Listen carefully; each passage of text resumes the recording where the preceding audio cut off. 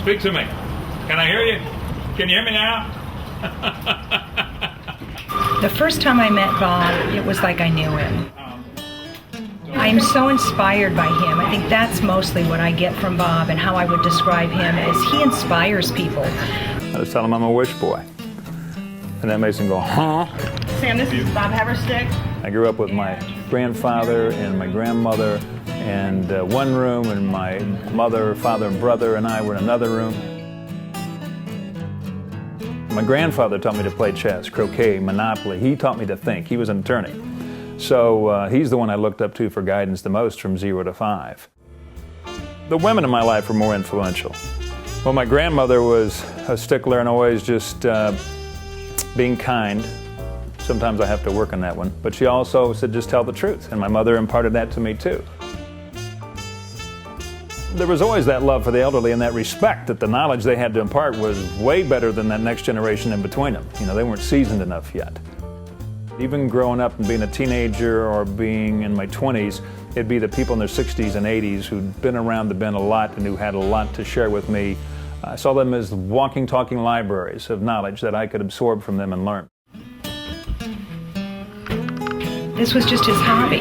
He had already had a job in his previous life when he was working, and this was Bob's mission and his hobby to grant wishes to seniors all over the state. Never Too Late is an organization I founded in January of 2000, and it's all about honoring longevity, lives of senior citizens well lived. I had a wish, she wanted to get a tattoo of a rose. So we took her to a tattoo parlor. She's 80-some years old. You are kidding! The great-granddaughter came down. She bragged about her great-grandmother to all of the people in the class and said, my great-grandmother rocks. But it's also about touching the lives of people in nursing homes regardless of their age. So our oldest is 111, our youngest is 18. And we began with one simple wish in January of 2000, and we're fast approaching wish 1200. 102-year-old Mr. Sam Pugh, retired pastor, had been editor of the Disciples of Christ magazine, loves kids.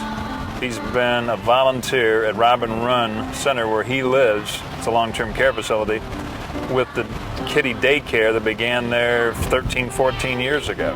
His initial wish, as I heard it from the community relations director, was to have some of his poems published. Today, he was just honored by the governor with a letter from Governor Mitch Daniels.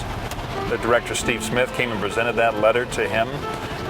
He got to read some of his poems to the kids who he interacts with on a weekly, regular basis, and just be honored for all the work that he does. He gets a sparkle in his eye when he's around the kids, and they respond to him well. He is a pristine, pure example of the lives that we touch on a regular basis.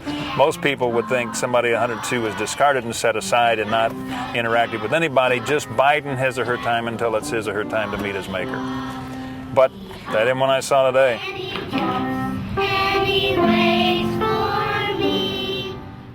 To do something for myself, I had enough of that in my past where I was trying to do something for myself, and I never found it as rewarding as doing something for somebody else.